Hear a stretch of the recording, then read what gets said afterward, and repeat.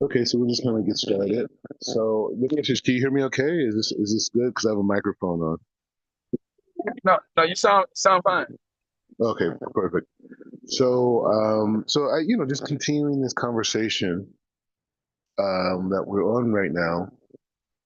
And like I said, like I don't know if you like there's like say for example, I know some people that I know that are Jewish and they go to work every day and then people say, what's your name? Oh, my name is Sam or Billy or um,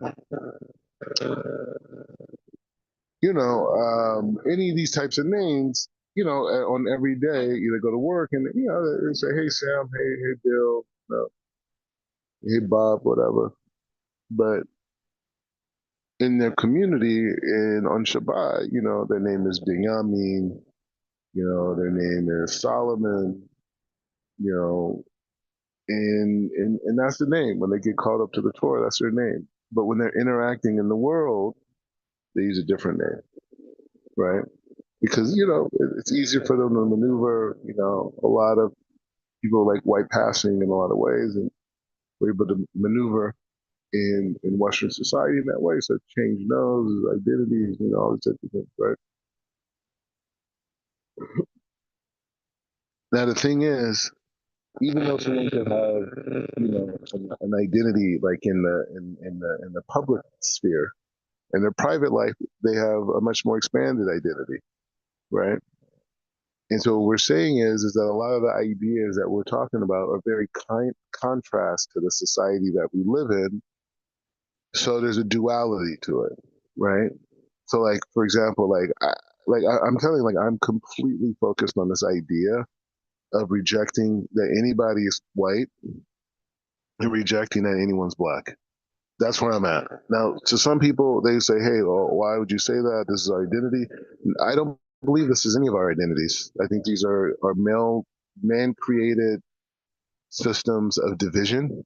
And I believe that these ethnic identities in these races that were created, are in essence um, making people sick and it's making them physically ill and it's not allowing them to achieve their potential because they live in a world of separation, live in a world of isolation. During this time of the year, uh, um, during this time of the year, a lot of people, are suicidal. You know what I mean? And and a lot of it has to do with isolation. They feel alone. They feel not wanted. And so we don't live in a human culture that sees the connectivity of souls as being part of mental health and good health. And us labeling ourselves these terms and these ideas, right, is ultimately bringing a decay to to us as individuals and us as a collective society. You think about how many crimes exist in the world, or specifically in the West, because of poverty, right? But not poverty like you see like in certain places in Africa or whatever. I think poverty that could be solved by a few people coming together, right, and taking a small percentage of what they have and giving it as a collective, right? A lot of these things and a lot of these issues did exist. People were, back in the times of my great grandparents. A lot of black communities were very, self-reliant on each other, and there was a culture of that spirit. Even my grandmother in blessed memory, like she always, Marie Reinhardt, she always had an open house. Like people, cousins, relatives, people could stay there as long as they needed to get on their feet, and that was her spirit. And that's what it was. And so now, we live in a collective society that, people could be lying on the sidewalk and dying, and they have videos of people just walking past them, getting to their meeting, right? So it's something about progressing past this level of development and and evolving to a new level of or more expanded level of humanness. right? And as we discover this world of humanness, then the role of Israel makes even more sense. Then it makes sense when the Torah speaks about the Tanakh, speaks about the end of the days, how the other nations are going to attach themselves to Israel, right? Is because the intensity of the life force is going to be so great that they're going to have wisdom to have the vessels to receive it, or they're going to get burnt up. This work that we do as Jews is creating vessel, right? We learned yesterday about the Kav in a straight line that the life force of the Creator uses to nourish our neshamas, to nourish every single aspect of our body parts. In all of creation, we learn that the life force of the Creator, the light, wants to give us everything. It wants to give us all the energy that exists in the universe, but it only can give us the amount that we're able to receive, right? And this is a very huge concept because this deals with our own personal happiness. This deals with our own personal motivation. It's like the vessel we have, the spiritual vessel we have, determines how much of God's life force is able to enter us. And if we didn't create the vessel, or we're not creating the vessel, then this is the idea of pressure. This is the idea of anxiety, because there's a surrounding light that's trying to get in, right? There's a light that's trying to get in, and this light that's trying to get in doesn't have a vessel, and so therefore this kind of like this surrounding light, this makif, right? It's the surrounding aspect is around us, and we feel just heaviness. Sometimes you just feel like there's a heaviness on you, and you can't get it off you. It's the life force of the Creator trying to come in. That's what it feels like, pressure. Now, someone may take that experience and say, "Oh, it's because of this. Oh, because I'm going through this. You know, because this situation's happening. This is where the pressure is coming from." But no, it's really the life force of the Creator that's trying to come in, and we don't have a vessel for it, right? For example, there's people who are in high intense situations, and you're like, "Hey, how did you endure that?" Like I was going through a lot of difficulties. My personal relationship a while ago, and I just remember talking to Chief Rabbi Pinchas about it, because I didn't really say so much though about like, "Oh, Chief Rabbi, this happened to me." You know what I mean? Like I'm not, I'm a strong man. I can handle my house, right? And so I didn't have those conversations, but like kind of like when things were towards the end, like, I told him a little bit of things, this. He was like, "Wow, like how'd you deal with that?" I had a vessel. I had a vessel to deal with those challenges, and to be able to act, in a way that's act in a way that allowed everything to progress, right? Versus, as they say, dropping the ball, right? And this is the thing. So this idea about ethnicity and race, these are human created constructs. The Torah and the sages teach me that I am a soul, and inside of this soul is lights. We call those lights parsufi, right? Parsufi means faces. Why do we use the word face? Because face denotes personality. So all these different lights have a specific personality, if you want to say, use those words. And so, from that place,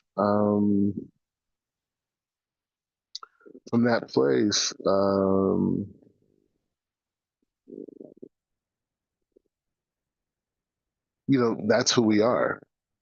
And then we're giving a physical body, right, which is flesh, and we get this physical body, which is in essence the job of the physical body is just the cloak, the soul, which is cloaking the parsufi, right? So this is what we're dealing with, right? This is what we're dealing with. This is what's happening. This is who I am. Now, when I go into the society that I come from, they describe me much differently. They take my skin complexion, they take my ethnic origin, they take the surrounding environment, and they take a series of social conditions, and that's how they describe me. Right? That's how the system describes me. I'm an F student, I'm a B student, I'm an A student. I'm educated, I'm smart, I'm attractive. I'm not as attractive. I'm a good reader. I'm not a good reader. I'm good at math. I'm not good at math. You know, all these different things. They created this, right? And I live by it. I'm black. I'm white. I'm privileged. I'm in the ghetto. You know? All these are narratives that were created by outside sources. Now, when I go back to the creative system of God and the Torah, it says, actually, you were born in the perfect place you're supposed to be in, and given exactly the difficulties and the challenges that you're supposed to do, because your soul needed this scenario so your pursuit can ultimately come manifest for you in this world, intellectually, physically, everything, right? So um, this is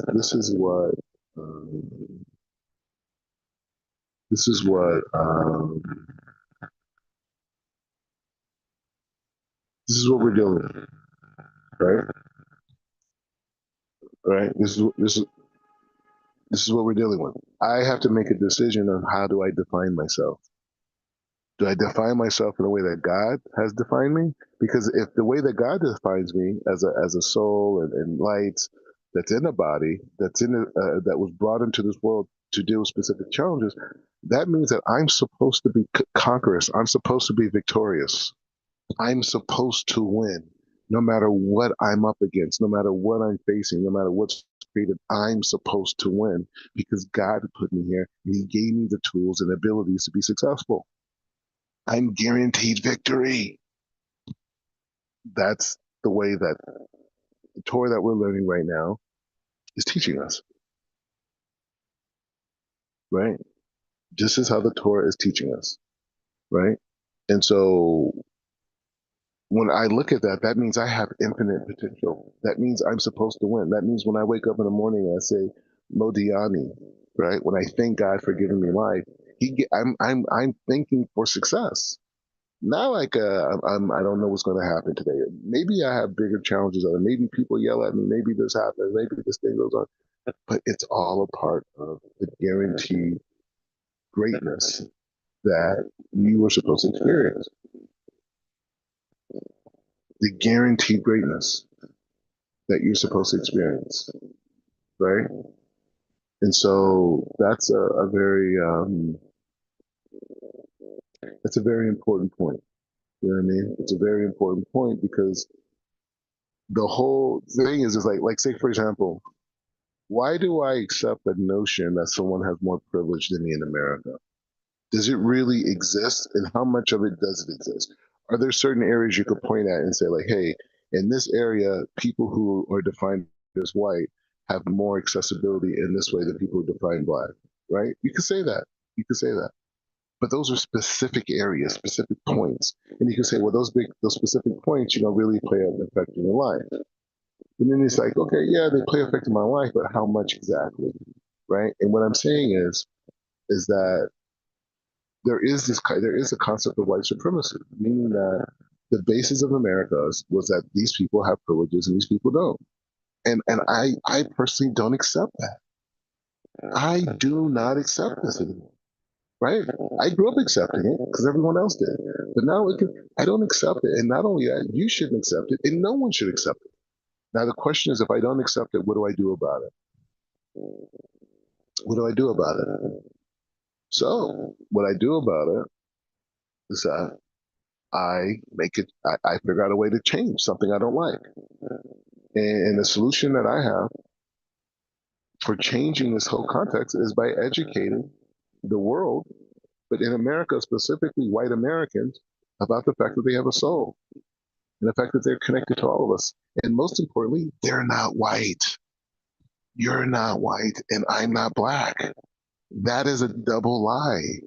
That is something that someone else created to keep us divided and lessen our human experience. I am not black and you're not white. And this is a problem. Some people will say, and I said this before, some people say, oh, well, why go that far? Why not just teach white people not to be racist or not to accept? Because once you say you're white, then the conversation's over. Once you acknowledge that someone else is in a different position than you are, then you've already lost the conversation because in order for him to be white, as you have stated, you have to be black. In that dynamic, you're not in a position to go negotiate. You're not allowed to tell someone that they're living in this particular way unless you are equal. So the only way I can be equal is by taking myself away from the term black and removing this person from the term white. And then from there, bringing myself to the place of human. And then within the place of human, then I expand the conversations to soul. And then within the concept of soul, I talk about these specific lights. That's where we're at. That's the concept. So for some people, that's radical. But it's just like, well, why do I have integrity? It doesn't take away from my history, from my grandparents and all that. I'm freeing my grandparents because they weren't black. They were exceptional human beings that were in very compromised situations and still showed mercy and fortitude and dignity and self-respect and patience and kindness and forgiveness. That's my history. It's not a black history. It's a human history. And what my ancestors achieved on a human level is comparable to humans all over the world, right? Humans all over the world. Humans that have also went through different difficulties and different dynamics, and they also succeeded. They also persevered. They also went better. I am no different than those humans. My thing is that, and not only that, I would say my ancestry is probably one of the most exceptional in human history over the last 400 years in terms of the principles of the Torah, right? So that's the issue with what we're learning, because it's not enough just to learn intellectualism. Like, we're using different words, different concepts, these whole things, and from there, you know, um, I know people, I know tons of people, especially here in Israel, and they know a lot of these concepts, but they don't live these concepts. You see what I'm saying? It's one thing to intellectually know something. It's one thing to intellectually know something, but then it's another thing for it to change your frame of thinking, to change the way that you see the world. And what we're saying now is saying that if I understand that I am a soul that has a body that was given a series of experiences, so the lights of my soul can manifest. And not only that, the light that I receive every day is determined on my actions. It's not determined on how much money I have. It's not determined on my social status. It's not determined on anything other than my actions of goodness, my actions of kindness, my actions of mitzvot, my actions of transformation, my actions of unconditional love. That expands my capacity to receive God's light, not what the world shows me. The world shows me Puff Daddy. The world shows me Donald Trump. The world shows me all these people who are focused on themselves and glorifying and obsessed with themselves. They're not obsessed with other people on a level of commandment of God, right? They're not in that place, right? They're, they're in they're in the place of they're in the place of they're in a place of glorifying selfishness. The rap music that they force our children to listen to glorifies selfishness. If you're selfish and you don't care about nobody, and you're willing to kill another person, and you're willing to sell drugs to them to make some money, that means you don't have empathy. That means you don't have compassion. That means you have not taken accountability or responsibility for your connection to another person, which means you're going to be empty. And the more empty you are, the more vulnerable you are to suggestion, right? When a person feels fulfilled, and a person has their money and they feel like everything is, you know, everything is, on their side, and they have less lacks. It's much difficult to convince that person to do something that's not beneficial to them, right? But when people are empty and they lack light, then from that place, from that place, it's it's um it's from that place it's very difficult, right? It's very easy to convince someone when they feel empty. So you have to create a society where everyone's empty. The food is not fulfilling. Like the food that you eat is the worst parts of the animal. The foods are not kosher. The foods are basically created, by machines and chemicals and all these things.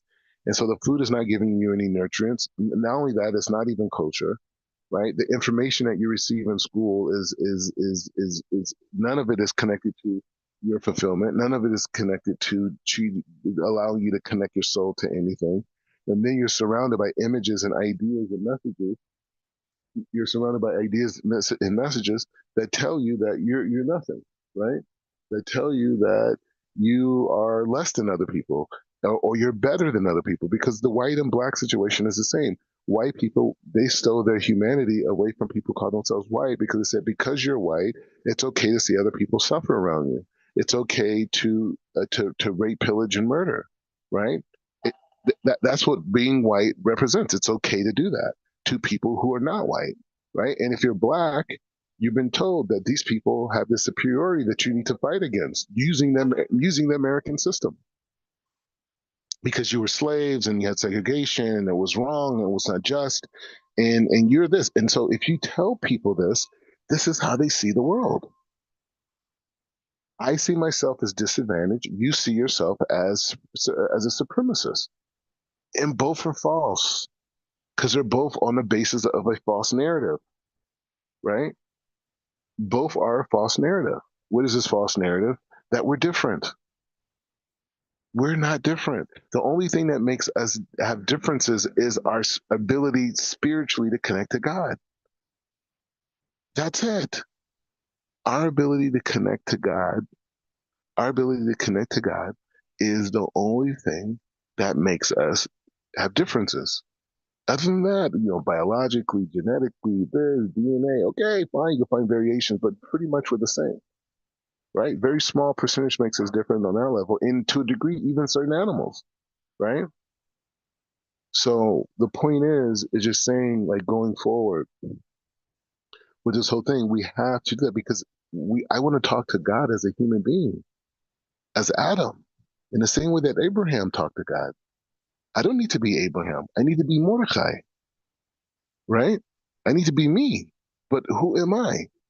Am I what the world has told me, or am I what God has told me? So what God has told me, when I'm standing in front of God and I'm praying and I'm talking to Him and I'm reading His Torah and I'm reading His Psalms and everything, I'm doing brachot, Shabbat. Am I experiencing those things as a black Jew? Or am I experiencing them as a neshama that's connected to the endless world, that is bringing down light and shefa for all of humanity?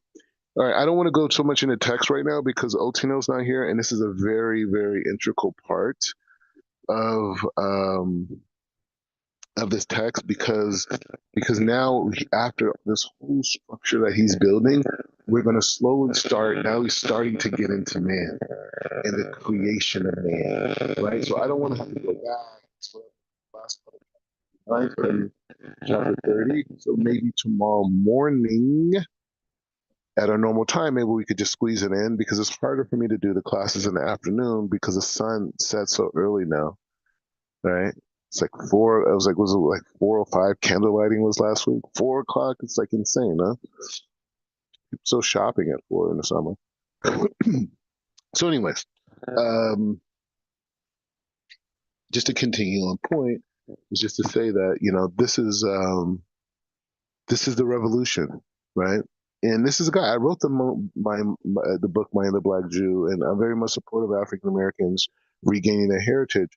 But the thing is, the whole system of how we articulate it has to be changed if people are going to come back in a pure way. They have to be able to look at the system around them and say, okay, it's false. People made things up. There's no spiritual basis to it. It doesn't even take into account who I am as a total human being, body, neshama, parsufim. And it's very nice, and some people really benefited from the structure. I don't feel like I benefited as much by participating in the structure, and that's why I want to pull myself out of the conversation and say that no, I'm a human being. I don't need your color identification. I don't need your narratives. I will decide what my narrative is. I have the ability to do that, just in the same way historians have the ability to write my narrative. I have the ability to write my own narrative too. I don't need your help. I am a man. I'm a human being. I'm thinketh man. And I can figure out what my narrative is. I may require me to do research and this, whatever. But now I throw away your black narrative. You will never define me again, and I will never accept your definitions of other people ever again. I reject both of them. Okay. So that doesn't mean that other people don't communicate that way. And you may hear me in an interview use these terms. Maybe not. I don't know. It just depends on what the situation is. But again, it goes back to the first concept, which is there's people who have a name called Sam when they go to work, but when they're at shul, they call themselves Shmuel, right? Or Solomon or Simon or whatever, right? These are Hebrew names. But in that working world, in terms of everybody else, they use the language everyone else uses. So I'm not saying you have to use the language I'm using. I'm on a personal revolutionary quest, right? And these are the ideas, and that's why the Temple Mount is so incredibly important, because the Temple Mount is only about neshama. If it's just about a building and just building a building that existed 1,000 years ago, that'd be pretty corny. But if it's a spiritual technology that allows the life force of the creator to be distributed to the four corners of the world equally with the consciousness of Torah, right? That comes to the Kohanim and the Levim and all the energy that's in the middle of the universe, which is where the base of Mikdash is, right? That is all for the neshama.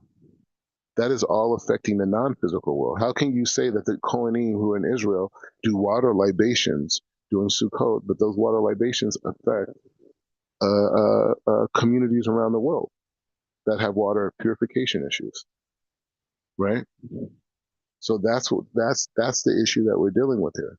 And so the neshama in the Har Bayit, the base of Mikdash, the Temple Mount, they're one in together. They're one in together. And so now when we change this conversation to souls, now we can understand why we need the temple back again. Not because the Jews need to have religious supremacy and we're creating a building like, like the Romans did and the Greeks and all these other people, and we need to show that we're on charge and build a big mosque type building. No, we're building spiritual technology that feeds the soul. The soul's for all of humanity. All of humanity is supposed to participate in the base of Mikdash, right? Right. So that is the main point. And and and that's the main thing. So we have to make these connections. The base of Mikdash are neshama in the world that we live around and the narratives that we've been taught. And I'm saying now's the time to leave that cocoon and to like really spread our wings, right? And to really like just really start to say like, wait, no, I'm a human being first, and so are you. Why is someone trying to take that away from us off the top, right? Off the jump, right? They said the hip hop kids, off the jump. Someone came in and whispered in my ear when I was a kid, and whispered in your ear when you're a kid, and said that you're black and you're white, and this is your story, this is your history, and this is what you have to do. You know, this is the type of life you have, and this is what you're up against, and this whole thing, right? So, anyways, so Otino's here actually. I'm wondering. I'm just worried about Shkia.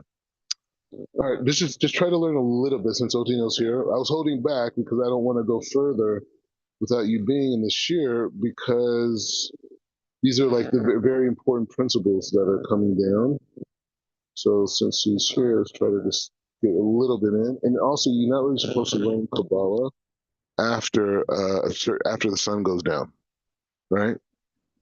I mean, you can learn it again after Chatzot, meaning after 12 midnight. But from when the sun goes down to 12 midnight, you're not supposed to learn it. It's different. I mean, it's judgment. It's a lot of things connected to it. All right, so let's try to get on this chapter 29. Hold on. I think we're on 16. So I just want to get a little bit in. Okay, so where we're at now is just understanding this idea of the relationship between the soul and the body. And the term that's used here is yichud, right? And yichud is basically means unity, but it's the unification of things maybe at times that seem separate, right? So that's one point. Second point is there's this idea of the yichud. Now within that yichud, there's an idea called levush. What is levush? Levush is garment. So what is this garment? The garment is the entity that is which allows the soul to stay in the body and connected to the body. So it's like a cement almost. You know, you put the cement between bricks to make them stick. This is kind of like how the lavush, right? It says right here, the lavush is an intermediary between the soul and the body, relating to the body.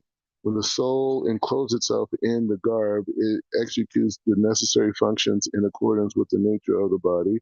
But when it is outside the body, it does not act in that way. This is the garb with which the Holy One, blessed be He, clothes the soul when it enters the body of when it enters the body. So, like when the soul comes in, the soul is pure, the soul is sharing.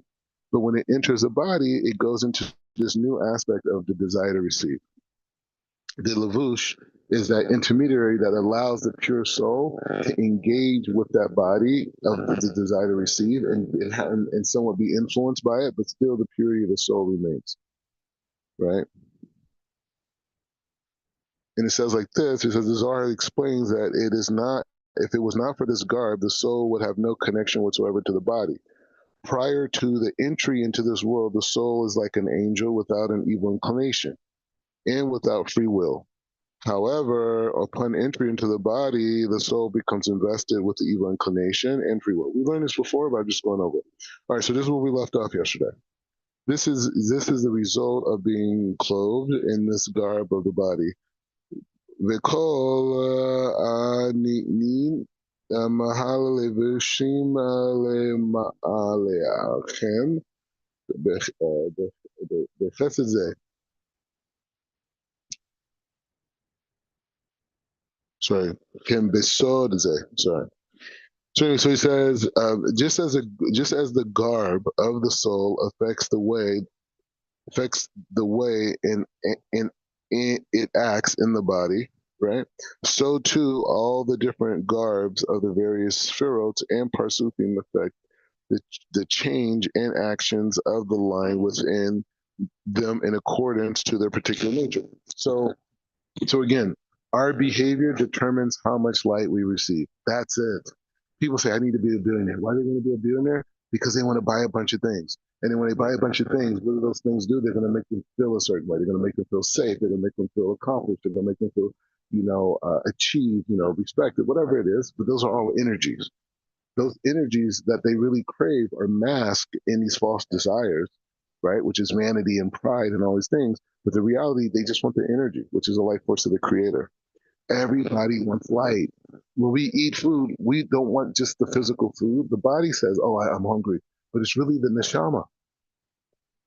Everything we do, we go and get a hug from our partner, we get a hug from our kids, we have a good conversation on the phone with somebody. At the root of everything that we want is energy. It's light, everything that we want. So how do we determine how much light we have? Oh, I got to be rich, man. I got to have a bunch of money. I got to buy this mansion. I could have, 5 billion chicken wings. I could buy 80 cars. I could buy all the fancy dresses in the world and the suits and all the jewelry and the cars and private jets. And then I'm going to feel fulfilled once I get that. I'm going to feel that energy. I'm going to feel like $1,000,000. I'm going to feel unstoppable. Right? False. Those are all illusions rooted in vanity that we're pursuing. That's not reality. Reality is that by me going sharing, by me restricting my ego, by me restricting my selfish desires, for me going out of the way to do more kindness to people, giving charity to people, inspiring people, that expands my spiritual vessel and I receive more light that way. And all the light that I thought I would get by pursuing $1 billion and buying all the physical things that come with that, I will probably never achieve that light that I desire. Right? But I can achieve that light by being a Torah observant Jew. By keeping the halacha, by protecting my eyes as men, only having a wife, not dealing with women in nida, giving charity to those in need, teaching my kids Torah, being an example of mitzvot, those things expand my vessel and I receive more light. The guy who doesn't wake up and feed a bunch of kids is in a better situation than a guy who has a bunch of businesses. Right? The guy with a bunch of businesses, he's making money, he could go out, he could go to a really fancy restaurant. Most of the time, it's probably not even kosher. And, he could go out and he has his women, he has, the things that he likes, his cars, his foods. Maybe he has kids, maybe he sees them, maybe he doesn't. But the point is, he's doing him. With a guy who has will be considered minimum compared to this guy with all the businesses, but has to go out, struggle this, care about this, fix this, deal with that. That's a full life. But the television doesn't tell us that. Okay. So he says we can so he says the difference between the line and the spheral can also be seen between the difference between the body and the soul, right? And he says the body is divided into different limbs and organs, and the nature of one limb is not like that of the other. However, the soul is one. We cannot say that the part of the soul in the nose is not the same part of the soul that's in the arm. The entire soul is equal in every way. He says equal in every part of the body. It is the action of the soul and is very accordant and is involved in every body and is governed by one of the same. This is the means of.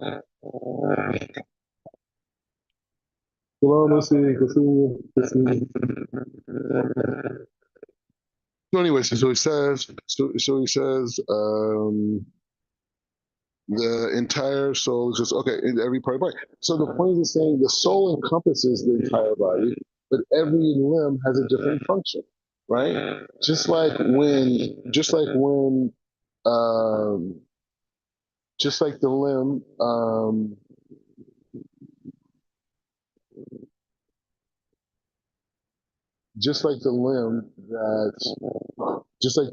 that the limbs have different functionality and need different types of lights. They're all connected to the same entity. Right? The entire body exists, the entire system is only the actions of the soul that vary according to the body parts involved. But the entire body is governed by one and the same soul. This means that the soul governs all the different actions of the body without itself changing in any way. The line is like the soul in the body, for as explained earlier, the various powers are divided up into the residue, like the body limbs, but the line governs it like the soul. So he's saying in the same way that the soul governs the body, the lines govern the soul and all the functionalities and all the different dynamics. It says, but the line governed it like the soul. If so, the line must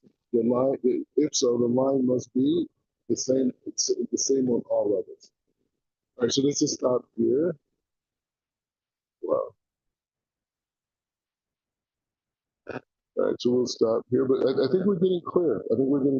Any elder, maybe you can start us off since Odin was here. Any thoughts, reflections on anything we talked about?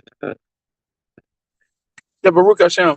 I believe that just having this perception brings me back to the first concept that you brought out in our teaching in learning with you was just the idea of the 1%, and seeing just the 1%. And for the most part, uh, many human beings in the earth they only just see 1%.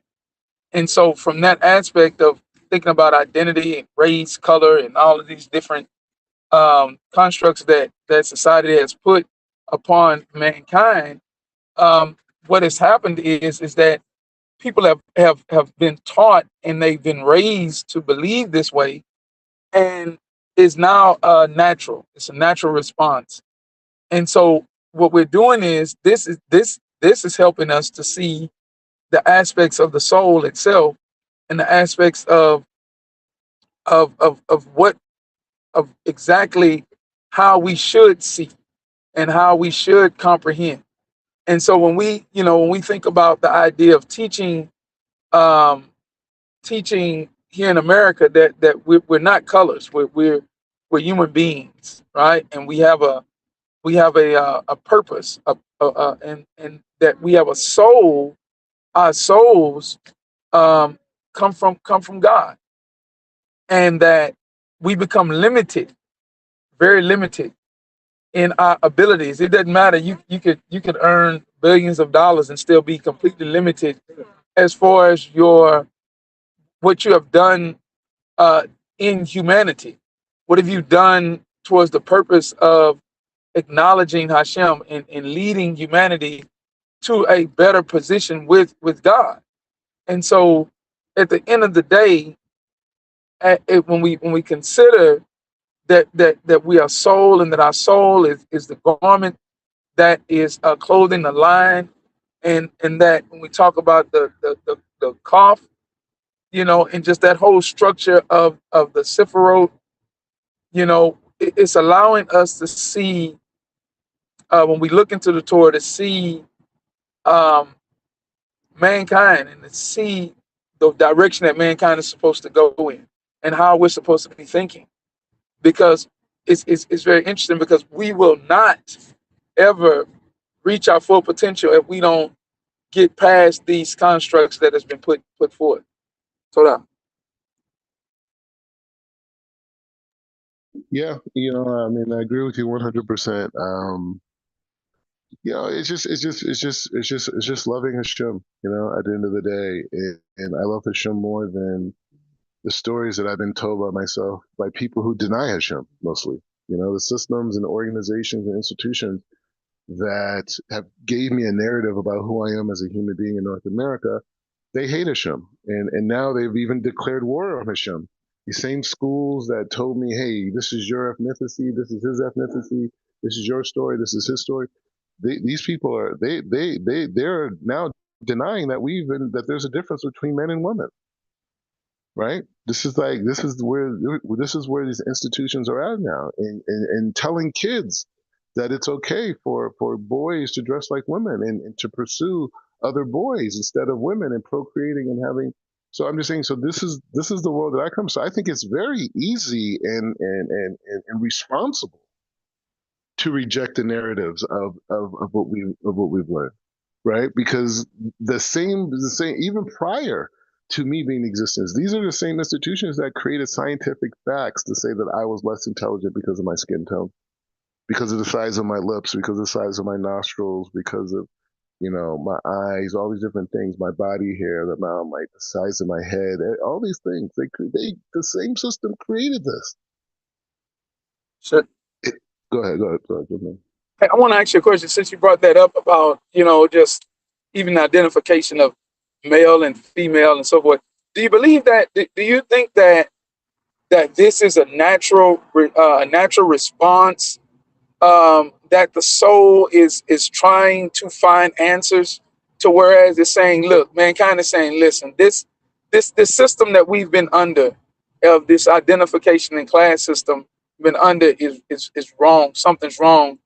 And and while that happens, a desire comes up to know more, and the evil inclination draw, instead of men turning to God to get those answers, they're turning to the lowest forms of education to find those answers. And those answers that they're getting is that, oh well, yeah, you're right. You're really not a man.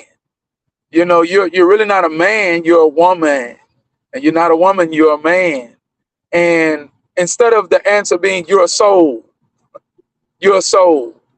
Exactly. And do you think? Okay.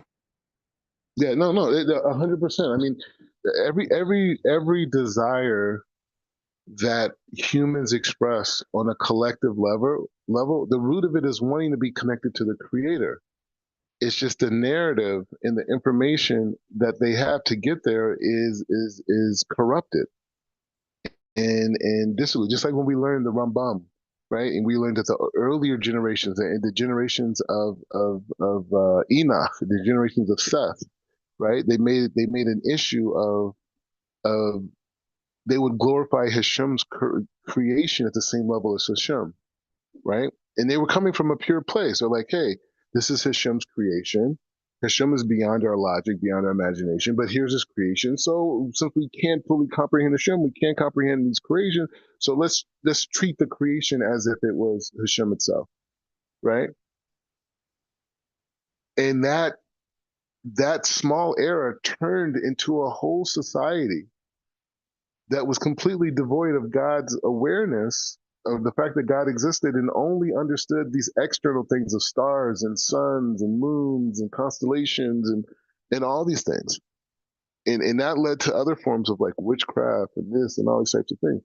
So it's just to say that we're in an era right now because the human desire that exists in every single human being is distorted, right? We think ambition will get us there. We think conquest will get us there. We think, wealth will get us there. We'll think gluttony will get us there. And, whatever it takes to get there. You know what I mean? Why do you think people are stealing?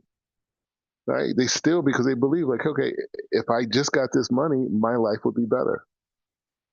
I would be more fulfilled. They don't know that they want fulfillment because if they understood fulfillment, they would say, well, I can't steal to get to fulfillment. I'm hungry right now, and I've seen movies of people robbing someone, but the hunger that I have is not going to go away because I stole money and I bought some food. I've actually created more judgment on myself and furthered myself away from Hashem's sustenance, right? Because I could eat a fraction of the food if it's holy and it's going to fill my stomach much more that was from a place of stolen. And that's for everything in life, right? You can have a fraction of something that's completely holy and it would do so much for you versus having 100% of something that's corrupted. So just that idea of just saying society is an error. Society has convinced human beings that they are colors, that they're races, that they're ethnicities. And not only that, they created narratives that they cultivated and created that had to do with the collective that these people take on. And horrible things have been done in the name of color, right? On both sides. And now it's an international phenomenon. And it's not to say that color has never existed before, but in terms of classism in this particular way, it's unique because of capitalism, because of democracy and the free market system. That's what it is. And so now internationally, people call themselves black, white, this whole thing. So anyways, the point is just saying, so this is the challenge, right? This is the challenge us as individuals is to get to a place of Jacob and not as Jews, right? Our place is to get to the place of Jacob, Yaakov, to Israel. And we want to stand in front of Hashem without Asaph close. Ochino, do you have anything you want to join in before we close it out? Yeah, Baruch Hashem. So, I guess I'll make 2 points. So, closer to the last one, that you guys were just making, I kind of feel like the generation, even those generations got punished because they were so close to Adam. So they had those teachings. They were there for you. They were consciously chose to go away. Like they knew the truth. They understood it. They didn't care. They didn't want it. I feel like now in our generations, I have a little more sympathy because it's complete darkness. I do feel there are people out here who have the knowledge and they truly do hate Hashem. And they're the ones who are still the spiritual entities of Amalek, Esav, so forth and so forth. Those spiritual ideologies are still in the world and influencing the world because of the darkness. But I also feel that now in our generations, as you were saying, now that we have to come back to Yaakov, that the purpose of creation was Israel. That was the Rosh, to be the head of humanity. And until Israel comes to that place of dispelling darkness, to bringing the world to a place of oneness with Hashem, a place of you don't have to be a Jew, but the Noahide laws are something that you have to follow. Until that space is there, I feel like we're just going to continue to be in darkness because, that's the purpose of Israel. And, until that becomes one, until that becomes not as secular, until it becomes a Kedusha nation once again, the world don't stand a chance. It's almost like we're going to that place of, redemption. You either going to make it happen or there's a set time for it. And that set time is much more difficult. And I feel like that's kind of where we're at. We're going to that set time because no one is doing what they're supposed to do. You know, the nations are lost, and it doesn't take it off of them, the onus off of them. But the nations don't have a chance if Israel is not in the proper place. And obviously, I'm not in the state of Israel. You know, I'm only watching from afar. But it seems more secular than Kedusha. It seems more assimilation than Kedusha. It's like the world don't stand a chance there if that's the case. So until that elevation happens, and you know, it's going to be a lot of darkness. Are we still going to get to that place of redemption? Absolutely, because Hashem, you know, He wants good for all of humanity. But you can go the easy way or you can go the hard way. The second point I was kind of going to make, Rob, is something that you were saying about, you know, a person's life and how, you know, if I have this, I have more of this, it'd be better. And I was listening 2 days ago, and I believe he was bringing out Kedushin, where, you know, Tractate Kedushin, where if you, it might be, no, it's actually Tractate Nida, I believe. When, you know, the child comes to the world, you know, the angel says, I take this oath, you'll uphold the Torah, you get hit on the lips, and then you forget everything, but you still have to uphold that oath. And one of the things that I was thinking about is that, you know, the soul, when it comes into the world, chooses the path that it wants to go on. It says, oh, I'm going to be black, I'm going to be white, I'm going to be rich, I'm going to be poor, I'm going to be all these things. But I choose that because at that time, the unfolding of the reality is true. Just like when Adam was first created, he was able to see from one end of the earth to the other. He was able to see the truth of everything. He was able to see the Yehud, as we're learning this year, the oneness of Hashem. So the soul saw those things and said, oh, I definitely want that. Everything I'm going through in my life, you signed it. You said, yes, I want that. That's exactly what I need for me to perfect myself and get closer to Hashem. And that's something that the world needs to know. These difficulties that you're going through, these whatever stages of life that you're going through, good, bad, or indifferent, you chose it. Your soul chose it. And it chose it because that's the perfect path for you to get closer to Hashem and to tikkun, to complete your rectification in this reality. And that's going to perfect the world. So tying that back into the purpose of Israel, these are the things, this is the light that Israel has to spread out into the world. And it's not saying that it's not happening, but I think we have the obligation to push even more. We're the standard. The Israel is the standard of the world. For sure. Yeah, I'll tell you right on it. And in that point, it's like how how big of the souls that were incarnated as the African Americans who were in the plantation and went through civil rights. Those souls that were able to sit there and be beaten by sticks, eaten by dogs, called the most horrific names. And they sat there in a place of wanting justice. What souls would stand in Shemaim and say, give me that? Give me that, Hashem. Let me go through that, Hashem, for you, for your sake, Hashem. Let me go through that.